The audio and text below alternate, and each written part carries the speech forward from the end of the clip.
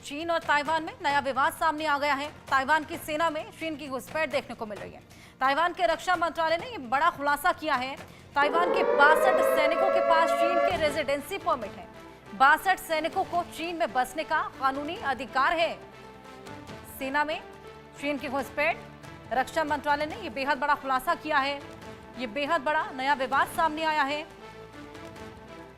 62 ऐसे सैनिक जो कि चीन में बसने के लिए सभी लीगल डॉक्यूमेंट्स उनके पास हैं।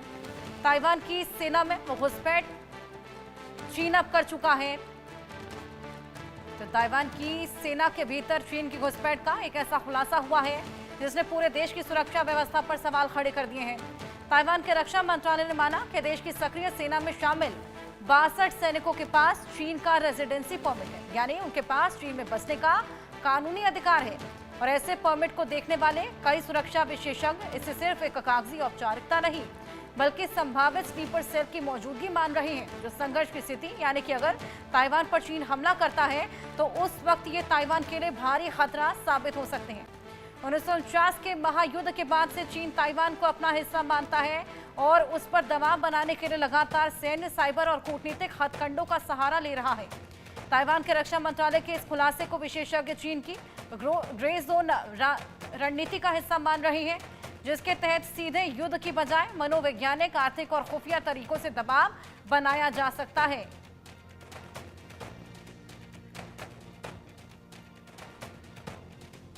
ताइवान की सेना में चीन का ये स्लीपर सेल 62 ऐसे सैनिक जो कि लीगली कभी भी चाइना में जाकर बच सकते हैं। ताइवान की सेना में ये चीन का स्लीपर सेल है। ऐसे में चीन ताइवान में ये नया विवाद है जो कि सामने आया है। ताइवान की सेना में चीन की घुसपैठ देखने को मिली है। ताइवान के रक्षा मंत्रालय ने यह बेहद बड़ा खुलासा किया है। ताइवान की सेना के भीतर चीन की घुसपैठ का यह बेहद बड़ा खुलासा सामने आया है। ताइवान के 62 ऐसे सैनिक हैं जिनके पास चीन के रेजिडेंसी परमिट है, यानी कि वो कभी भी जाकर चीन में बस सकते हैं। 62 सैनिक जिनको कानूनी अधिकार है चीन में बसने का। ताइवान की सुरक्षा व्यवस्था पर यहाँ पर तमाम सवाल खड़े होने लगे हैं। जिस तरीके से यहाँ पर कानूनी अधिकार चीन में बसने का है ताइवान के तमाम सैनिकों के पास, ऐसे में तमाम सवाल यहाँ पर खड़े होते हैं ताइवानी प्रशासन पर। हमारे साथ प्रोफेसर मनोज कुमार, विदेश मामलों के जानकार, और कर्नल टीपी त्यागी जी जुड़ गए हैं। उन दोनों से बातचीत करेंगे इस पूरे मामले को लेकर और जानकारी लेने की कोशिश करेंगे। मनोज कुमार जी, सबसे पहले मैं आपके पास आऊंगी। जिस तरीके से स्लीपर सेल यहाँ पर चीन ने यहाँ पर डाल रखा है ताइवान में, और हम देख पा रहे हैं कि पूरा कानूनी अधिकार ताइवान के सैनिकों के पास है कि कभी भी कोई परिस्थिति ऐसी बनती है तो वो जाकर चीन में बस भी सकते हैं। एक चीज हम लोगों को समझना होगा कि ये जो टाइमिंग है चाइना का, ये बहुत ही इंपॉर्टेंट है, क्योंकि आप देख सकती हैं कि पूरे वर्ल्ड पॉलिटिक्स इस समय क्राइसिस में जूझ रहा है। और जिस प्रकार से अमेरिका ने चाइना को एक आर्थिक सैंक्शन लगा के और टैरिफ से जिस तरीके से उसको कंट्रोल करने का कोशिश कर रहा है, ऑब्वियसली कि उसी का रिपरकशन है। इसके पहले अभी अमेरिकी जो विदेश मंत्री थे उनका साउथ एशिया में भी दौरा हुआ था, इसके पहले फिलीपींस में भी गए थे और वहाँ पे जापान में भी गए थे। तो उनका स्टेटमेंट आया था कि जो चाइना का जो इम्पीरियलिस्टिक अप्रोच है, जो उसकी विस्तारवादी नीति है, उसको काउंटर करना है, जहाँ पे लोकतंत्र के लिए खतरा बताया जा रहा है। तो आप समझ सकते हैं कि ताइवान पिछले महीने भी उसने वहां पे एक्सरसाइज किया था, लेकिन वो बता के नहीं किया था, लेकिन इस बार वो ओपनली कर रहा है। तो मैं इसीलिए बोल रहा हूँ कि टाइमिंग बहुत ही इंपॉर्टेंट है और एक तरीके का चाइना एक प्रेशर पॉलिटिक्स क्रिएट कर रहा है कि वो अमेरिका को किस तरीके से कंटेन कर सके। क्योंकि हम सब जानते हैं कि ताइवान आज के डेट में अगर हम चाइना से कंपेयर करें, उसके चाहे सैन्य बल को लेके या आर्थिक बल को लेके, तो चाइना उससे बहुत ज्यादा मजबूत है।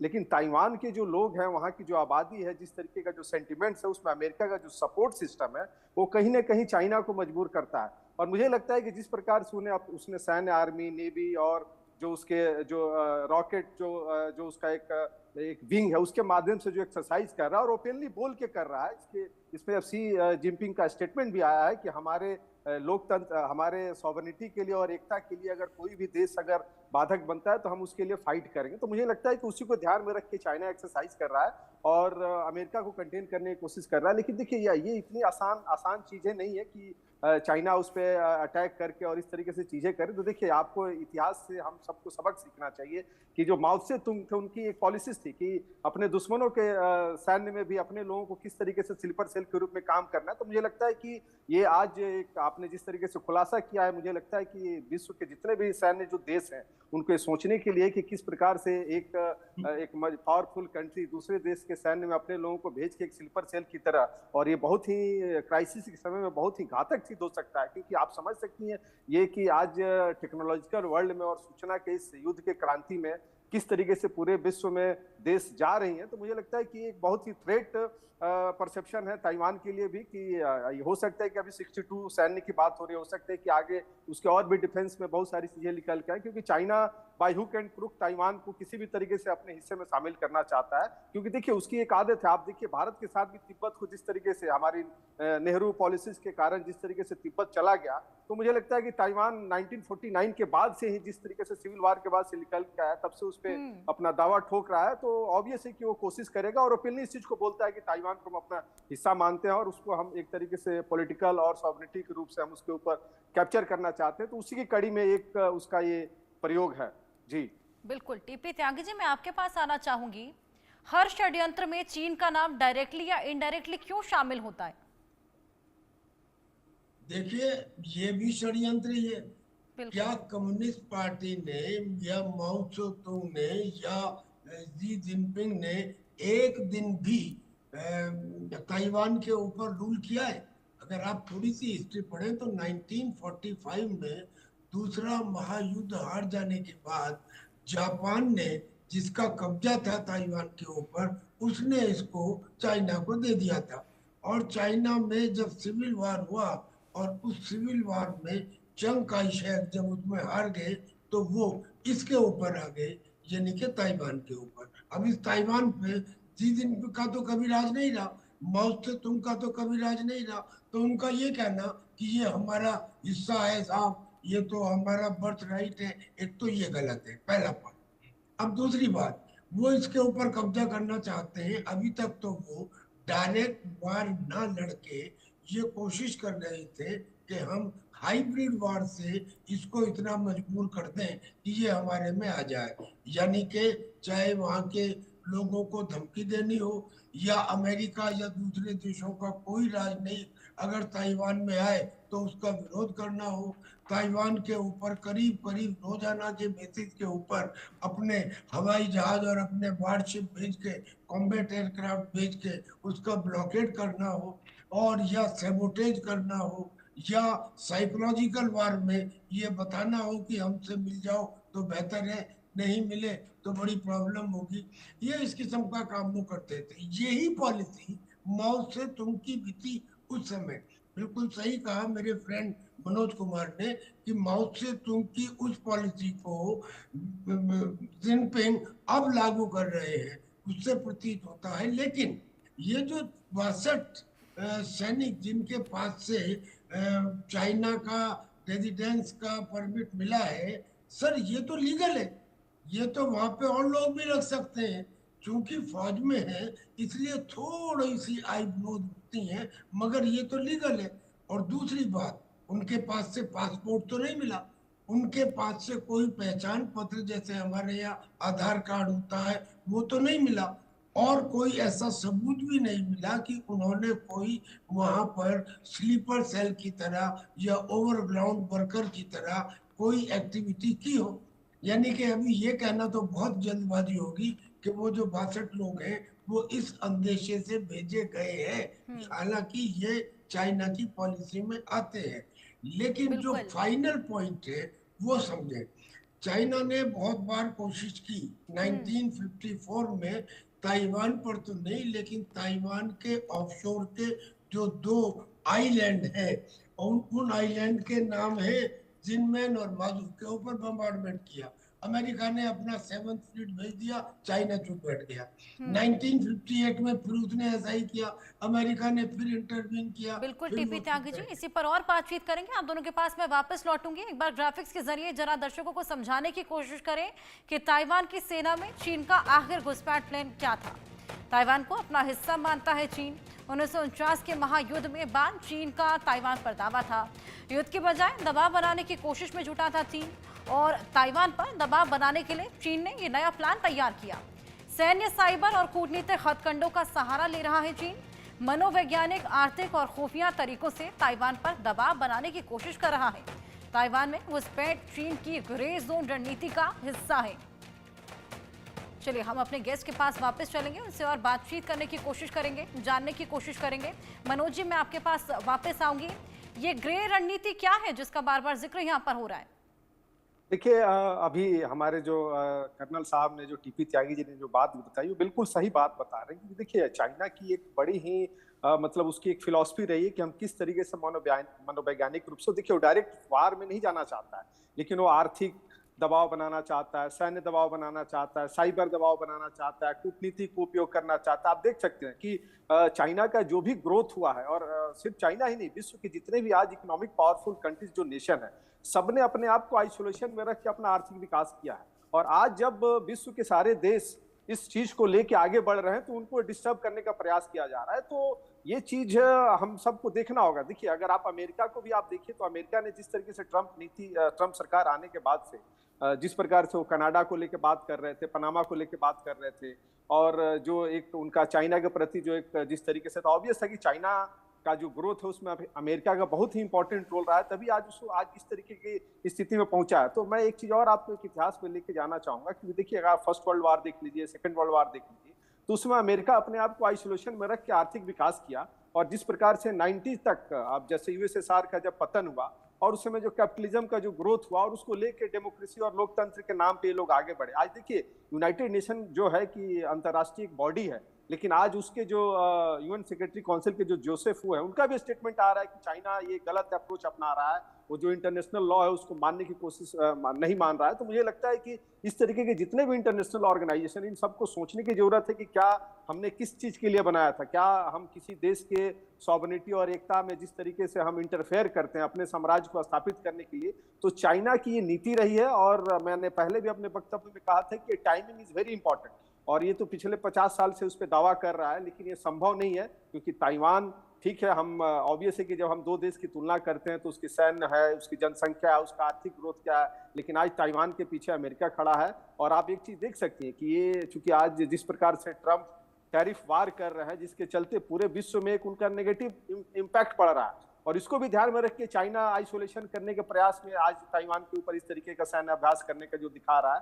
तो बेसिकली मुझे लगता है कि एक तरीके ये बार्गेनिंग पॉलिटिक्स है कि हम अमेरिका को किस तरीके से इसमें जिस तरीके से उसने एक आर्थिक जो प्रतिबंध लगाया है, जो टैरिफ वार चल रहा है, क्योंकि देखिए आज के डेट में युद्ध किसी भी देश के विकास का सोल्यूशन नहीं हो सकता है, और सबको अपना आर्थिक विकास करना है, सबको अपनी इकोनॉमी को बढ़ाना है, अपने लोगों को पीसफुल हार्मनी देना है। तो आप देख सकते हैं इसके पहले वो जापान के साथ भी उसकी वही स्थिति है, फिलीपींस के साथ भी वही स्थिति है, इधर आप देखिए भारत के साथ भी उसकी जिस तरीके की जो डिप्लोमेसी है, हम सबको बड़ा ही आई ओपनिंग है, क्योंकि एक तरफ वो भारत के साथ बिजनेस भी करता है, दूसरे तरफ हमारे बॉर्डर पे जो हमारा लाइन एक्चुअल ऑफ कंट्रोल है उस पर भी इसके पहले डोकलाम और जो इशूज थे हम सब इससे वाकिफ है। तो चाइना की नीति रही है कि हम किस तरीके से जो अपने नेबर कंट्रीज हैं उसको हम एक प्रेशर क्रिएट करें, एक जो कर्नल साहब बता रहे थे जो कि जिसको बोलते हैं साइकोलॉजिकल वार में हम उसको कैसे डाउन करें, तो उसी के तहत ये काम करना चाह रहा है। और एक तरीके से पूरे विश्व को एक मैसेज देना चाहता है कि हमारे जो सैन्य, जो हमारी ताकत है, किस तरीके से हमने ग्रोथ किया है। और देखिए एक चीज मैं आपको बताना चाहूंगा, कभी यूएस का जो खुफिया रिपोर्ट है उसमें आया कि लगभग चाइना के पास 500 न्यूक्लियर बम, अभी 500 न्यूक्लियर बम उसने बना लिए हैं, और आने वाले समय में उसका जो प्रेडिक्शन है उस एजेंसीज का कि आने वाले 10 से 15 सालों में लगभग 1000 न्यूक्लियर उसके पास हो जाएंगे। तो आप समझ सकते हैं कि वो किस तरफ जा रहा है। तो मुझे लगता है कि पूरे विश्व को एक ये आई ओपनिंग है, और हमें हर देश का अपना एक एग्जिस्टेंस है। हर देश को जब हम इंटरनेशनल ऑर्गेनाइजेशन की बात करते हैं तो हर देश चाहता है कि हम इसमें ग्रोथ करें, तो लेकिन इस तरीके से नहीं होगा कि हम जो एक मजबूत देश बन जाए और बाकी देशों के ऊपर उस पर एट्रोसिटी करें। तो चाइना की इस नीति से मुझे लगता है कि पूरे विश्व को इकट्ठा होने की जरूरत है, और खास करके साउथ सी चाइना में जो कॉन्फ्लिक्ट्स है उस पर अमेरिका की भी नजर है, रसिया की भी नजर है, और भारत के लिए हम समझते हैं कि चूंकि भारत एक बहुत ही इंपॉर्टेंट रोल है, क्योंकि चाइना को अगर कंटेन हम कर सकते हैं चाहे पॉपुलेशन के आधार पे या मार्केट के आधार पे, तो भारत ही कर सकता है। और इसीलिए आज भारत एक विश्व के उभरती हुई शक्ति के रूप में निकल के आ रहा है। इसीलिए आप देख सकती हैं अगर बांग्लादेश का जो क्राइसिस है, जिस तरीके से इंडिया को इंगेज करने का प्रयास किया जा रहा है, जिसमें चाइना की भी भूमिका है, पाकिस्तान की भी भूमिका है, तो इसको भी हम इग्नोर नहीं कर सकते। जी बिल्कुल, वाकई आई ओपनिंग है ये। टीपी त्यागी जी, मैं आपके पास आऊंगी। ये जो तमाम हथकंडे यहाँ पर चीन लगातार अपना रहा है, ये कितने सक्सीड होंगे? देखिए, हथकंडे तो उसने 1949 से ही अपनाने शुरू कर दिए थे, और उन हथकंडों को अपनाने में सहयोग दिया इंटरनेशनल कम्युनिटी के उन देशों ने जिन्होंने ये कह दिया कि हम चाइना की वन पॉलिसी को मानते हैं। अमेरिका ने भी तो यही कहा। जो कन्फ्यूजन की स्थिति पैदा की है वो तो असलियत में अमेरिका ने की है। अमेरिका ने कहा कि हम China first one China policy को मानते हैं, लेकिन हम ये नहीं चाहते कि फोर्सफुली चाइना उसके ऊपर कब्जा करे।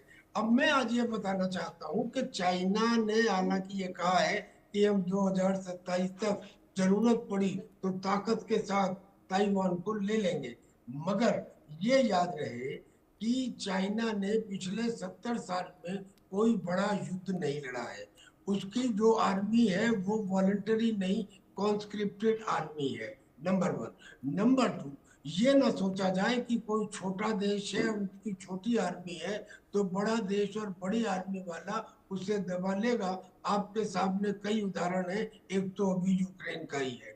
नंबर 3, ज्योग्राफिकली ताइवान एक ऐसी जगह है, ऐसा आइलैंड है कि उस आइलैंड में एम्फीबियस ऑपरेशंस के, यानी कि बगैर एम्फीबियस यानी कि लैंड समुद्र से लैंड जमीन में लैंड करने के ऑपरेशन को एम्फीबियस ऑपरेशन कहते हैं। वो ऑपरेशन करने की वहां पे 3 मैक्सिमम साइट्स है, उसके अलावा आप कर ही नहीं सकते।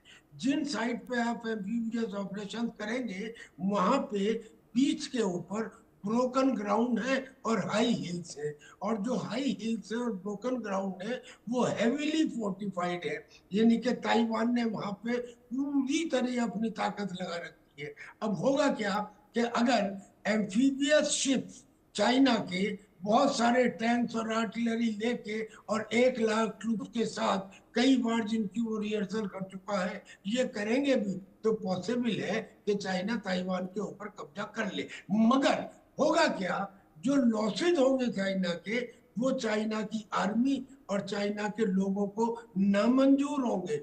वो ये एक्सेप्ट नहीं करेंगे कि इतने नुकसान के बाद अगर ये टारगेट मिलता है तो हमें मंजूर नहीं। इसलिए, और वैसे भी फाइनली चाइना जो है एक बनिया देश है, उसके लिए ट्रेड ज्यादा इंपॉर्टेंट है। हालांकि वो विस्तारवाद की नीति में यकीन करता है, अब ट्रेड उसका एज इट इज डाउन जा रहा है। ऐसे में मुझे नहीं लगता कि वो अलावा धमकी देने के, साइकोलॉजिकल वार के, कम्युनिकेशन रोकने के, ब्लॉकेज करने के या हाइब्रिड ऑपरेशन करने के अलावा और कुछ करेगा। और उसकी वजह से ताइवान मानने वाला नहीं, क्योंकि वो तो इस किस्म की चीजों को 1949 से देख रहा है। तो मुझे ये तनातनी तो चलती रहेगी, लेकिन इंडो पैसिफिक के अंदर अमेरिका और चाइना का ताइवान के ऊपर कोई डायरेक्ट फुल फ्लैग अटैक फिलहाल तो मुझे होता हुआ नजर नहीं आ रहा, क्योंकि जो मेन पार्टनर्स हैं इसमें दोनों बनिया है। Both of them are interested in money, money and money, चाहे शी जिनपिंग हो या डोनाल्ड ट्रंप हो। इसलिए ये war of words, war of psychology ही बन के रहेगा, ऐसा मुझे लगता है। बिल्कुल टीपी त्यागी जी, अब ये देखना होगा कि ये सेना में सेंधमारी की कोशिश है या फिर युद्ध की तैयारी। बहुत शुक्रिया आपका, और बहुत शुक्रिया मनोज जी आपका हमारे साथ जुड़ने के लिए, तमाम जानकारियां साझा करने के लिए। आगे बढ़ेंगे। पीएम मोदी ने यमुना को स्वच्छ बनाने का संकल्प लिया है, और इसी को लेकर कल पीएम मोदी ने सीएम रेखा गुप्ता के साथ बैठक की। यमुना की सफाई को लेकर मास्टर प्लान भी चर्चा की गई है, और यमुना पर चलाए जा रहे सफाई अभियान पर हमारे संवाददाता संतोष चौहान की गाजियाबाद से ये रिपोर्ट देखिए।